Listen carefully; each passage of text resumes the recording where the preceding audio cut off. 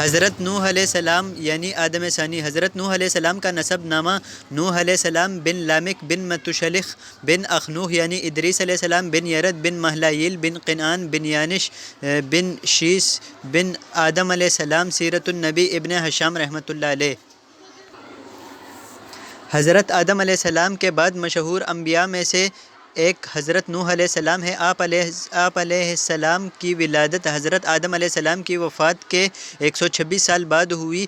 آپ علیہ السلام کو 1000 سال عمر ملی۔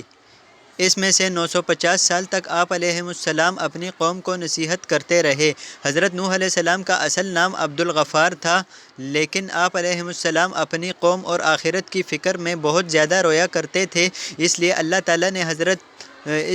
تعالیٰ نے قرآن مجید میں آپ علیہ السلام کو نوح بہت زیادہ رونے والا کے نام سے یاد کیا ہے۔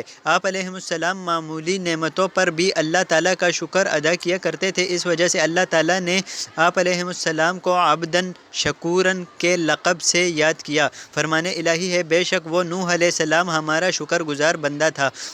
سورہ بنی اسرائیل آیت نمبر 3۔ حضرت نوح علیہ السلام کا ذکر قرآن میں۔ حضرت نوح علیہ السلام کا اللہ رب العزت نے قرآن مجید میں 43 مقامات پر ذکر فرمایا، اور قرآن مجید کی ایک سورت یعنی سورہ نوح سورہ نمبر 71 کا نام بھی آپ علیہ السلام کے نام پر ہے۔